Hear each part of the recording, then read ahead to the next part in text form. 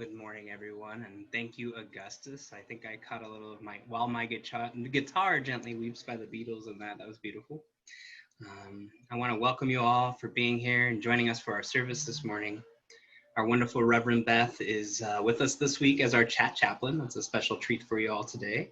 And I have the honor and privilege to have worked on this service with a very collaborative group who were willing to participate in planning and sharing their own personal talents and gifts to bring this presentation and service to you today. Thank you to Maritza Sanders, Kelly Grimes, Augustus Moscato, Kimberly Lilly, Emily Barker, Katya Hansen, Michael Muffson, Paul Brady, and Kathleen Moscato as well, and our own Reverend Beth for all helping support of the framing of this service. Our service today is titled What's Up? And I was inspired to provide this service framed off of the song What's Up by the Four Non Blondes. This song was introduced to me by my sister when I was 11 years old back in 1993. And it was a powerful song to me, hearing it for the first time back then. But after all these years, I share this song with others and want to express why it is so meaningful for me and apply it to the many issues happening today. So take a deep breath with me as we begin today's service.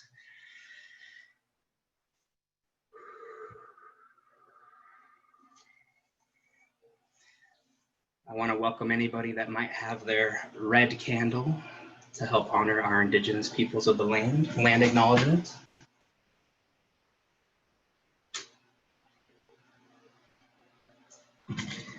We light this candle in acknowledgement of the first peoples of this land. To acknowledge that this is stolen land, we recognize that it is the tribal land of the Luiseño Nation and Kumeyaay Nation. May this flame continue to spark mindful awareness of these things that must be remembered and not go unspoken in our work of countering racial oppression. So we light this candle in a good way, and we give thanks to the spirits of the land for their guiding presence among us.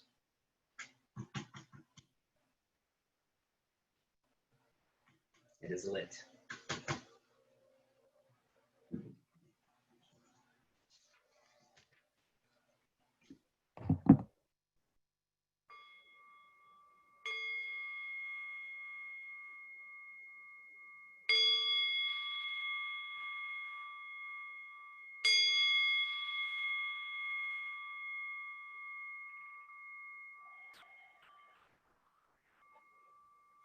Each week we light this bell. We ring and invite this bell, really to send out the message of love and light for those who have come before us, for those who are with us virtually today, and for those who will come after us. Such a beautiful practice. I'm going to invite us into a space of opening and connection with ourselves this morning with the words from Gretchen Haley. Surrender to this life. Surrender to this life. Give up the fight for some other moment, for some other life than here and now. Give up the longing for another world, the wishing for other choices to make, other songs to sing, other bodies, other ages, other countries, other stakes. Purge the past, forgive the future, for each come too soon. Surrender only to this life, to this day, to this hour. Not because it does not constantly break your heart, but because it also beckons with beauty, startles with delight, if only we keep waking up. This is the gift we have been given, these body clothes, this heartbreak, this pulse, this breath, this light, these friends, this hope. Here we remember ourselves, all a part of it all, giving thanks together. Come, let us worship. It is good to be together.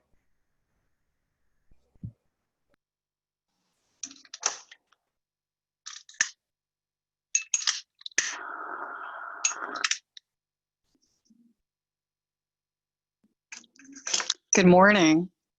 Today's chalice lighting words are from a poem written by Jamaican American poet, political activist, moral witness, June Jordan. June Jordan presented at the United Nations August 9th, 1978, and her poem for South African women was in commemoration of the 40,000 women and children who on August 9th, 1956 presented themselves in bodily protest against the Dome Pass in the capital of apartheid. Poem for South African women. Our own shadows disappear as the feet of thousands by tens of thousands pound the fallow land into the new dust that rising, like a marvelous pollen, will be fertile.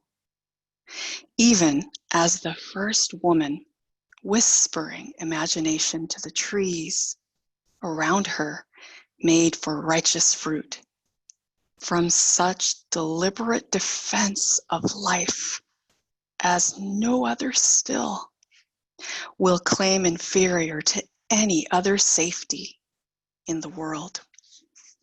The whispers too, they intimate to the inmost ear of every spirit, now aroused, they carousing in ferocious affirmation, all peaceable and loving amplitude, sound a certainly unbounded heat from a baptismal smoke, where yes, there will be fire, and the babies cease alarm as mothers raising arms and heart high as the stars so far unseen, nevertheless hurl into the universe a moving force, irreversible as light years, traveling to the open eye. And who will join this standing up? And the ones who stood without sweet company will sing and sing back into the mountains, and if necessary, even under the sea. We are the ones we have been waiting for.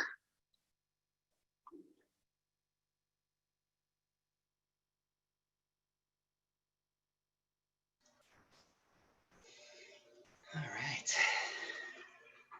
I want to share this song with you all and enjoy.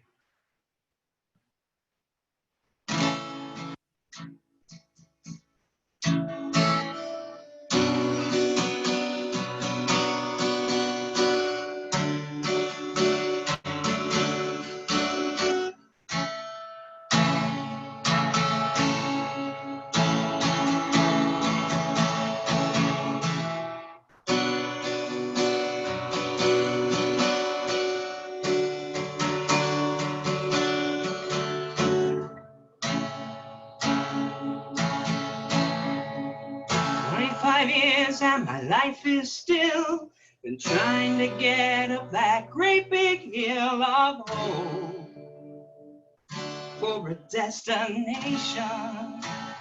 I realized quickly when I knew that I should that the world was made up of this brotherhood of man, for whatever that means. And so I cry sometimes when I'm lying in bed, just to get it all out what's in my head. And I'm feeling a little peculiar. And so I wake in the morning and I step outside. I'll take a deep breath and I get real high, and I scream the top of my lungs, what's going on? I said, hey, yeah, yeah, hey, yeah, yeah. I said, hey,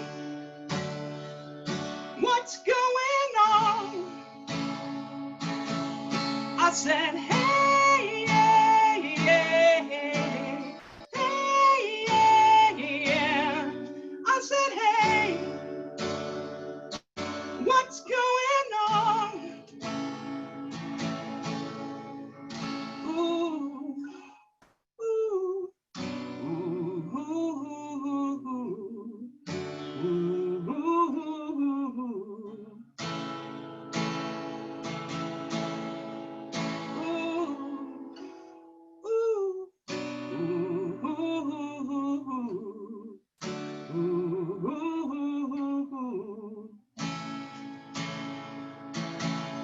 And I try, oh my God, do I try all the time in this institution, and I pray, oh my God, do I pray every single day for revolution. And so I cry sometimes when I'm lying in bed, just to get it all out what's in my head. And I'm feeling a little peculiar. And so I wake in the morning and I step outside. I'll take a deep breath, I get real high, and I scream the top of my lungs, what's going on? I said, hey, yeah, yeah, yeah, hey, yeah, yeah. I said, hey, what's going on? I said, hey, yeah, yeah, hey, yeah, yeah, yeah, yeah, yeah. What's going on? Ooh, ooh. Ooh, ooh, ooh, ooh.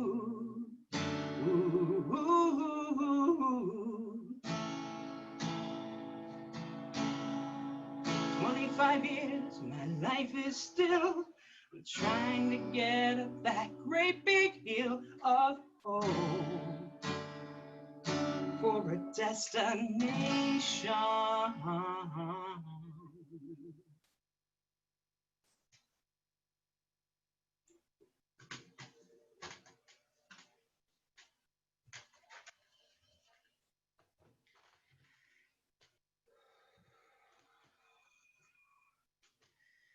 Thank you all so much. Glad I could share that with you all. Learning guitar, but I'm happy to share that with you all today. But what's up indeed? Take a deep breath with me real quick.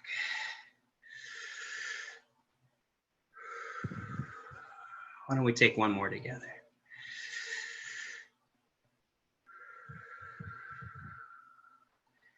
It's good to be with you all today, and I want to thank you all for allowing me to share this song with you all during this time of COVID-19. It's provided me the opportunity to pick up the guitar and play it on a daily basis. I'm not Augustus Moscato yet, but I will strive to be him one day. The song, What's Up, was written by the Four Non Blondes. The band name came from silly story, but sparked a lasting band name. The unusual name of the band came from an experience the group had in the Bay Area with a blonde family. According to Krista Hillhouse, who's their bass guitarist for the band, right next to us, there's a trash receptacle with a piece of pizza on top with the pigeons and people. And the mom said, nah, that's probably dirty. With the pigeons and people all over, she stared right at us. We were non-blondes. The experience and the name became a symbol that they didn't fit the California stereotype of being blonde. Plenty of stereotypes in our society, as we all are aware of. 25 years and my life is still trying to get up that great big hill of hope for a destination. I realized quickly when I knew I should, that the world was made up of this brotherhood of man, for whatever the hell that means. Our times are difficult right now. With the COVID-19 pandemic causing health issues and death tolls to rise throughout the world, to the systemic oppression and white supremacy culture our country was founded on, we are in a time of uncertainty. Through the Black Lives Matter movement, the Poor People's Campaign on Moral Revival, fighting against our government trying to oppress our indigenous people, and the extreme political divide we are facing in our nation is a huge challenge. And so I cry sometimes when I'm lying in bed just to get it all out, what's in my head. And I'm feeling just a little peculiar. So I wake in the morning and I step outside. I take a deep breath and I get real high. And I scream from the top of my lungs, what is going on?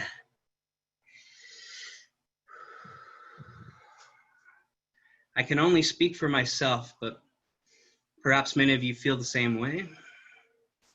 I do have to scream at the top of my lungs, what's going on often. Turning on the news, discussing political views with others, trying to take a stand for what I know and I believe is right. Times it's exhausting and I want to go hide under a blanket or hide under a rock to escape it all. But the problem is if I give up personally and just stop caring about what I know is right in my heart and my soul on a personal level, things will never change. If we all stopped caring about our own personal morals and values, nothing will ever change. Now is the time to keep pushing forward and not take steps back, as the Reverend Dr. William Barber preaches on a regular basis. I need to send love and gratitude for our own Reverend Beth, for always walking the walk and showing up for what she knows is right. No matter how exhausted she is or how tired she may be, she always shows up and takes a stand for what she knows is right in her heart and her soul. So thank you, Beth. Our counter-oppressive and counter-racist movements have been relevant since the structure of our country and breaking away from the English monarchy. Unfortunately, slavery and genocide were prevalent at the time of our Declaration of Independence and Constitution being drafted and put to order. If any of you truly believe Black people, Indigenous people, and other people of color are completely free today, please do some personal reflecting and some research. I'm a multicultural individual personally, but I'm very white passing. I'm very privileged in this society, but have had encounters of racism because my skin was a little too brown and being in the wrong place at the wrong time. I do not face the hardship on a daily basis or regular basis, but from personal experience of being treated like a terrorist or a Mexican by our law enforcement officials on different occasions, I can firsthand tell you their training and militarization tactics need reform, and that's what I'm calling for. To my fellow congregants who are people of color, thank you all for welcoming me into our shared space. Your insight and wisdom make me stronger as an individual and inspire me to work to fight injustices. To my fellow Peace and Justice Ministry members, we have work to do. Let's get busy and start planning for post-COVID actions and looking at what we can do right now during this time. To my white allies in the congregation, putting in your time and energy to reflect on your own white fragility and to look deep within yourselves for what makes you uncomfortable in our society. I appreciate you taking the time to work on your own awareness and the amount of emotional labor that can bring for you. These are not comfortable times or situations to discuss or talk about, but continue to face them head on and really use your own intuition and feelings to question why certain issues to discuss might make you feel uncomfortable. Our society has ingrained us to think certain ways for so long. I'm also doing my own work on white fragility since I am white passing. It's not easy work, but it's important work. And our Black, Indigenous people of color need us to stand with them and put our discomforts and our conformities aside to make our society truly free from oppression and racism. So when we wake up in the morning and say, what's going on? We can hear back an uprising transforming our society, transforming us all. 25 years and my life is still trying to get up that great big hill of hope for a destination. Love and peace to you all. And that brings us together again. Hopefully you'll reflect on some of those words I've expressed to you today from my heart, my soul. And we come together each week to affirm our community through our congregational covenant. Let's go there right now. And let me read the first part and we'll read together what's on the screen. I'll let you know what. In mutual love and grace, we journey together, grounded in profound respect for a diversity of beliefs and ideas, sustained by service and shared ministry, enriched through collective spiritual deepening, and a safe environment for all generations to thrive. Here's what we know. Read it with me. Together, we are more than we would ever be alone. Therefore, we promise to practice radical hospitality, mindful communication, and active stewardship. Thus do we covenant with each other.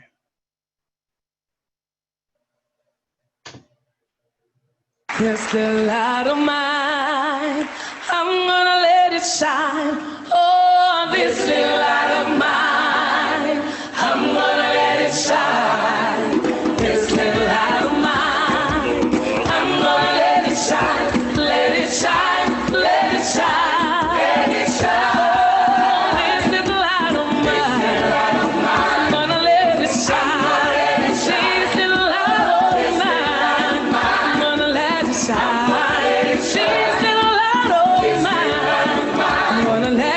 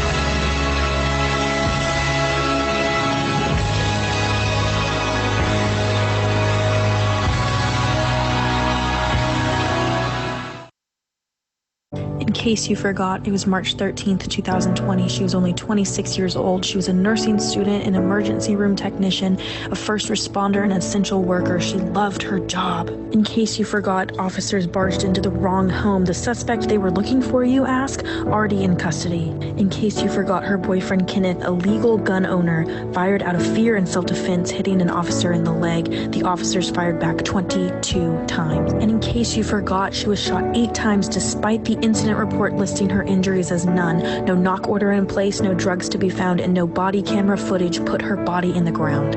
In case you forgot, it took 3 months to fire the officer responsible while the others were simply reassigned. In case you forgot, not one of these men have been charged. In case you forgot, Black lives still matter, and we are not done. Murder is wrong, and a badge should not shield them from the wrong that they've done. In case you forgot, her name was Breonna Taylor, and we are not done.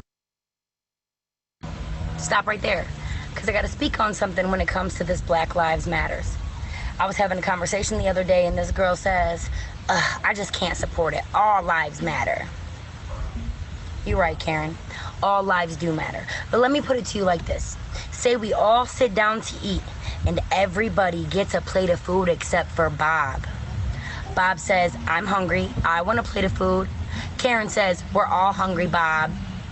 Bob says, but I don't have any food. I deserve food. Karen says, we all deserve food, Bob, with her full plate, and continues to eat. Do they all deserve food?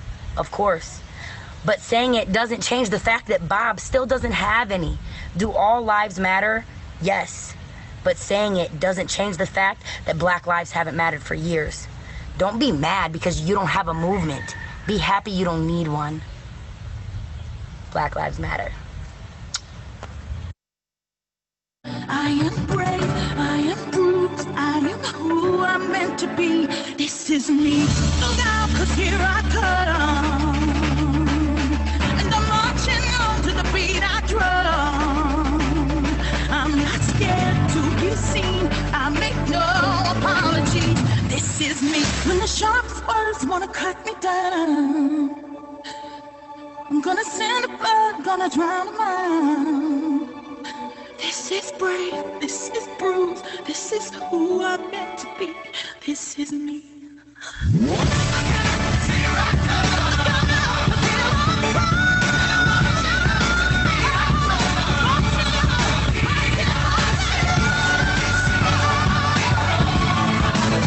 This is me.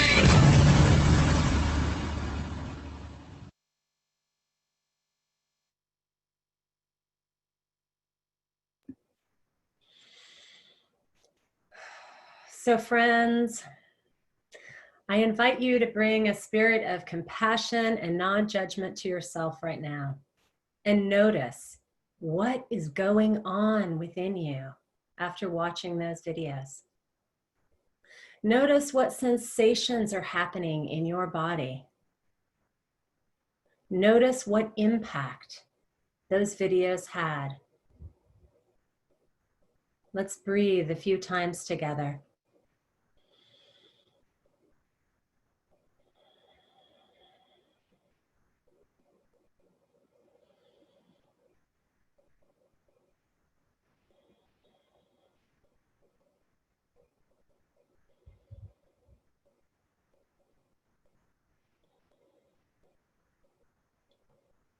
Let's continue to pay attention to what's up within ourselves as we do this sacred and important work.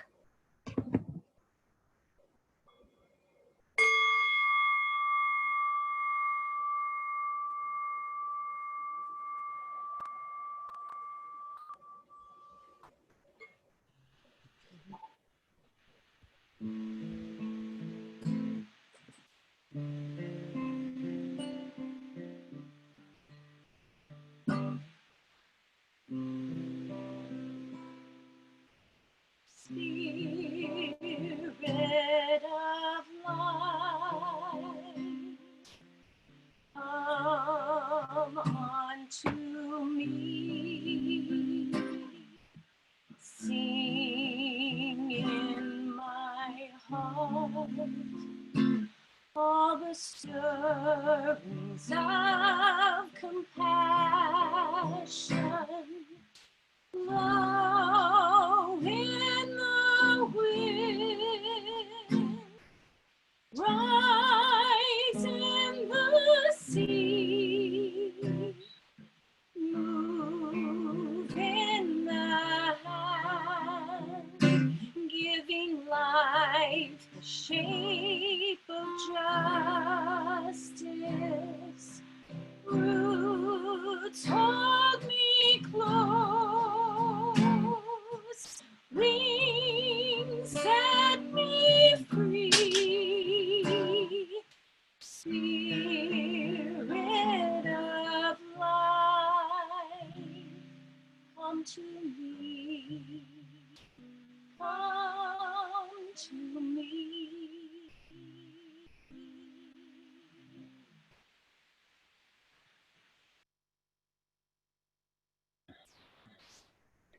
So beautiful, Kathleen and Augustus. Thank you for that.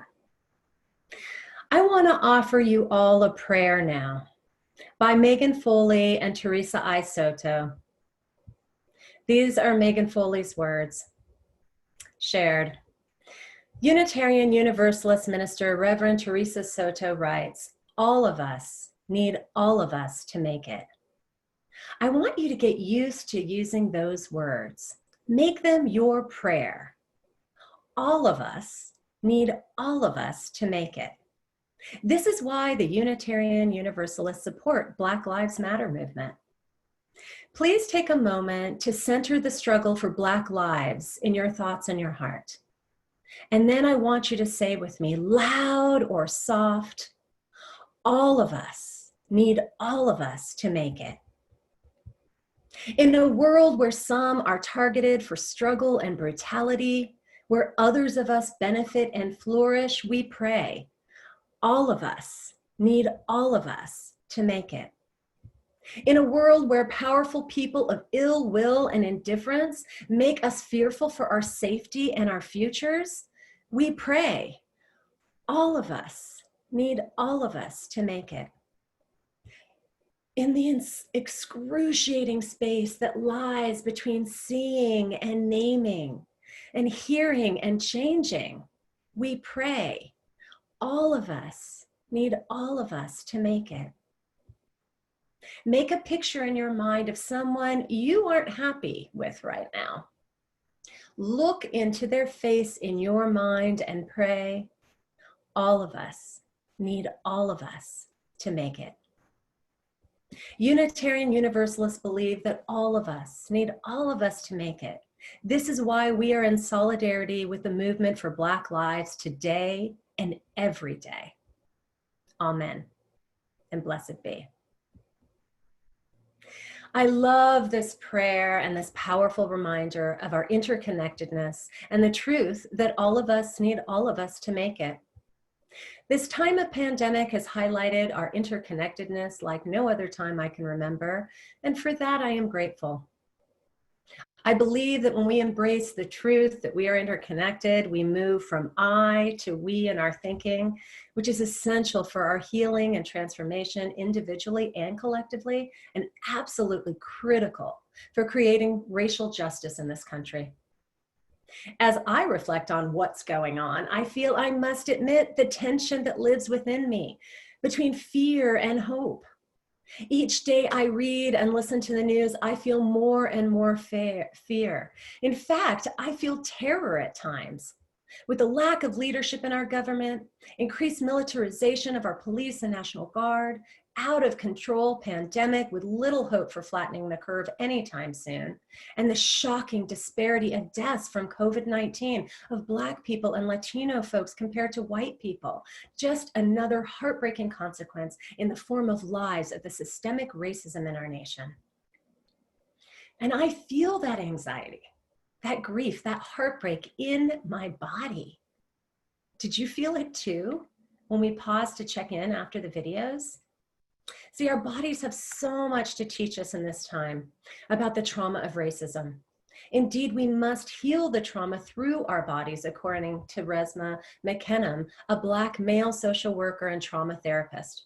I have been reading his remarkable book, My Grandmother's Hands, Racialized Trauma and the Pathway to Mending Our Hearts and Bodies. He writes about trauma from racism in Black bodies, in white bodies, and in police bodies. And his book is powerful and offers healing practices throughout for each group.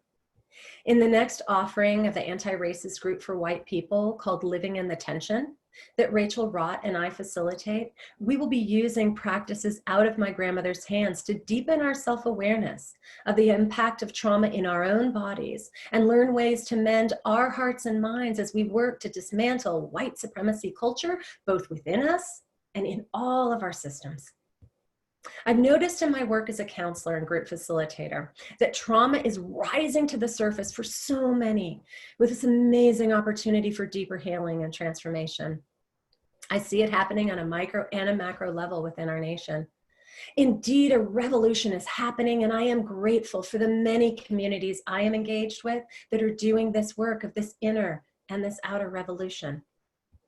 Our Buddhist Sangha is committed to do this work. And yesterday, Blanca Arias and I shared contemplations on the 5 mindfulness trainings, a new paradigm for racial justice and the global pandemic by Maricela Gomez and Valerie Brown, and a revised first mindfulness training. I want to share it with you as another way for you to engage in this anti-racist work. So this is proposed, this new first mindfulness training, but it's acknowledging the beauty and reverence for life. Aware of the suffering caused by oppression and generational harm based on racial, cultural, social, and ethnic inferiority and superiority, and its resultant structures of injustices and harm, I acknowledge the beauty and violence inherent in life. I vow to resist being complicit in systems and structures that continue to perpetuate violence and hatred instead of reverence for life for marginalized groups. I recognize that each person contributes to my individual and collective awakening and the co-creation of a world that celebrates and affirms differences and similarities. All beings can teach me something when I remember to pause, to listen deeply with a calm and open mind and heart, and ask myself, is there more? What else is here with me now? I honor and respect all life guided by right view and right energy. So I invite you to pause. When these uncomfortable feelings arise, and they will continue to do so, pause, breathe, and then listen deeply. Then you can ask yourself, is there more? What else is here with me? When we pay attention to what is going on within us, we create space for choice. Choice is how we can respond, not reaction. Choice is where our individual and our collective awakening resides, and the co-creation of a world that celebrates and affirms differences and similarities. In understanding that fear and hope have been living in a tension within me, I have been searching out for examples of collective awakening to nurture my hope. One only needs to look to Portland for inspiration, as they have continued their protest of police violence and institutionalized racism for over 50 days. The Black Lives Matter leadership inspired so many to consistently show up and hold the government accountable. In the last week, the Wall of Moms has been inspired by the Black Lives Matter movement to lock arms to protect the protesters from tear gas, rubber bullets, and violence from federal agents. These moms wearing yellow shirts and helmets are following the directions of Black leaders and putting their bodies on the line, chanting, "Don't shoot your mother," and "Hands up, don't shoot," as a lullaby. According to the Washington Post, the fledgling collective formed less than a week ago and has dubbed itself the Wall of Moms. And now there's chapters across the United States in cities around the country, from St. Louis to New York to Chicago and Philadelphia, even in our nation's capital. The groups have organized in anticipation of the national deployment of federal law enforcement personnel to Democratic-led cities that President Trump announced he was putting into action earlier in the week. I am so inspired by the Wall of Moms, not just for their courage and their practical approach of supporting the protest, but also as a model for what is possible for collective awakening and de-centering whiteness. On their website, it says, and I feel it totally in my body, all mothers were summoned when he called out to his mama, referring to George Floyd's last words. And they have such an inspiring open letter on their website.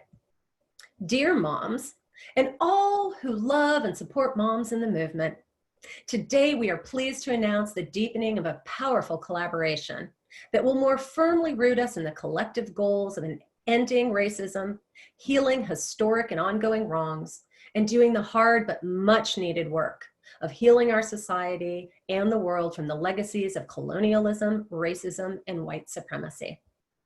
While we started with heart-centered, courageous goal of bringing mothers together to stand against fascism, racism, and authoritarianism, we quickly found ourselves in a problematic but predictable place.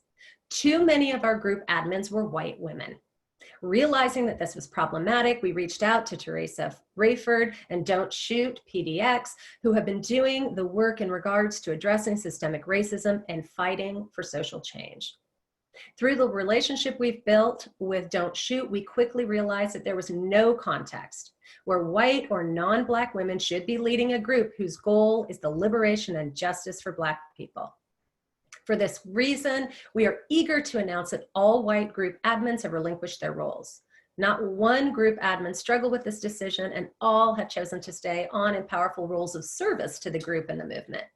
Bev Barnum, Teresa Rayford, Demetria Hester, and Danielle James will now be the administrators of this group so that our leadership is entirely composed of Black and Indigenous women from the most impacted communities. In this moment, we ask you to take the time to both read this post, consider what skills you have, think about how you can participate without seeking rank or power, and welcome our new leadership. We deeply thank you for your service and your faith in this movement. Through a powerful discussion, we envision an ongoing collaboration, collaborative, non-hierarchical system of support that will directly impact most impacted communities. In a spirit of humility and service, all talent, skills, and gifts are needed to emerge even stronger as we move forward. In their call to action, they articulated what being white accomplices in this revolution of dismantling systemic racism looks like. We listen to Black leaders. We are here to follow their direction behind the scenes and at the Justice Center. We go where they tell us. Our goal is to push the media to turn the focus where it belongs, Black leaders. We will use our white bodies, not our white voices. Bev's vision that we moms would take some of the physical hits in hopes that our Black and brown kids and friends and neighbors and loved ones would be spared some pain continues. To summon that mom's warrior spirit to protect our kids, all our kids, to let the feds and cops hit, gas, shoot us first, not to be the voice of the movement. A lot of us haven't put our bodies in harm's way like this. It's really scary and awful, but it's what's been happening to Black and brown bodies for years. Let's help each other do this. And thank you for all your grace and courage, they write. So I invite you. I invite each and every one of us to harness our grace, our courage, our love, and show up for this revolution so that we may create a more just, nurturing, and equitable world for all of us. May it be so.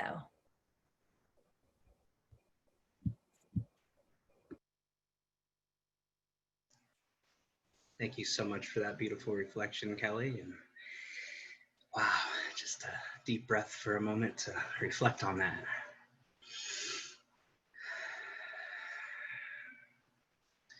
Well, here we are. We gather each week to affirm our community, this community.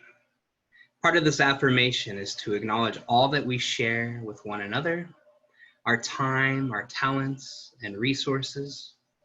We live our values by sharing half of our undesignated collection with a local nonprofit organization. And this quarter, the plate share goes to Produce Good. Produce goods work is as important now as ever. If you are currently in a position to give or to continue making your pledge payments, there are several ways to do that, even in the midst of shelter in place. You can write a check and mail it to our office, or check in with our office administrator to find out how to set up auto payments or pay through our database. Or it's very easy to donate through our text to give, which you're going to see instructions on our screen in a moment. And if that doesn't work for you, you can see it in the chat as well.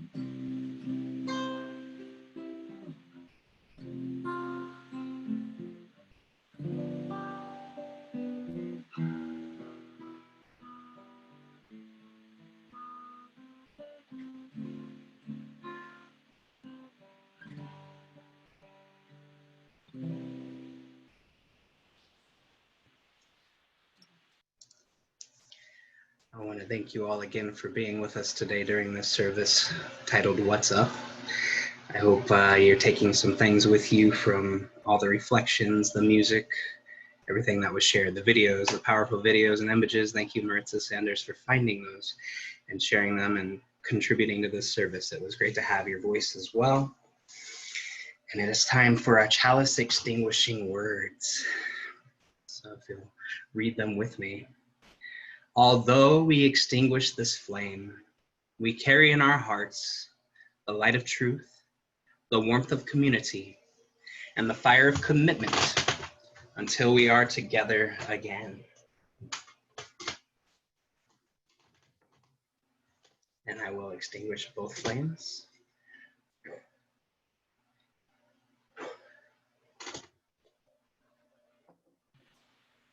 It's time for our closing song, Building a New Way by Augustus and Kathleen, and all of us panelists are going to be singing for you, so stick with us.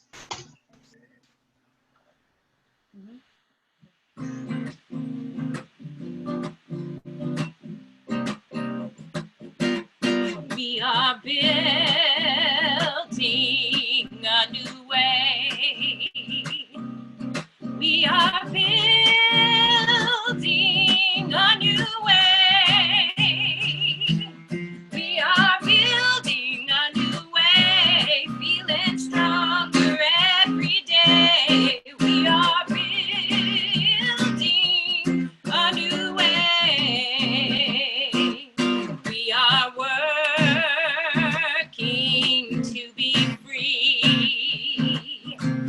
We are working to be free. We are working to be free. Hate and greed and jealousy. We are working to be free. We can feed our every need. We can feed our every need. We can feed our every need. Start with love, that is the seed. We can feed our every need. Peace and freedom is our cry. Peace and freedom is our cry. Peace and freedom is our cry. Without these, this world will die. Peace and freedom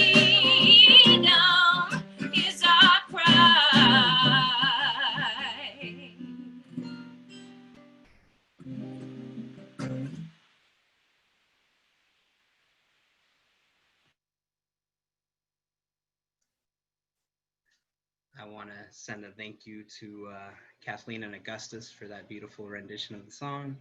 Thank you to the panelists for joining along and sharing your screens with everybody. It's time for our benediction and closing words. And today it comes from the Reverend Dr. William J. Barber.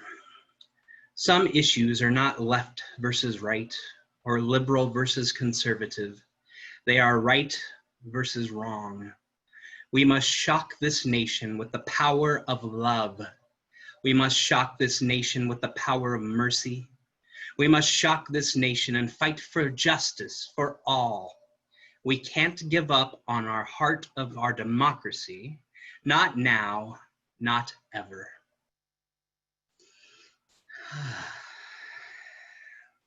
And now I ask that you go in peace, be makers of peace. And stick around for our patio chat, and I'm going to hand it back over to Katya and Rev Beth, and thank you all for being with us today. I want to say thank you to Tim and to Kelly, Maritza, Augustus, Kathleen, for just creating this beautiful service. It is what I needed this morning. And thank you so, so very much. And to Katya and Emily for guiding us, Michael for the beautiful, beautiful images, and all of you for joining us today. Do we have an announcement also, Kelly? Kelly? I think that Katya is going to guide us through all that. Oh, right. Perfect. I am. Wonderful. Well, thank you everyone for attending service today. And in just a minute, we are going to close this webinar and we're going to go to the virtual patio. We invite you to come back to the virtual patio 10 minutes after this webinar closes. And I just want to let you know that in the virtual patio today, we're going to be doing things a little bit different. We're going to have people who want to be in a traditional breakout group, and because Rachel Rott and Kelly Grimes are starting a new workshop for white folks called Living in the Tension, we will be having a breakout group for people to learn more about that and to figure out if that's something that they're ready to make a commitment to doing, that anti-racist, anti-oppression work. We also will be having a breakout group for our Black, Indigenous, and other people of color as a caucus space for them to have community and an opportunity to learn more about our people of color group. So there's traditional breakouts, people who want to learn more about the workshop on anti-racism, anti-oppression, and a breakout for people of color as well. I really hope that you will join us. It is 5 minutes to 11, so we are going to start the virtual patio at 11:05. And so this webinar will close in about 1 minute. And Gussie, if you want to play us off, that'd be awesome.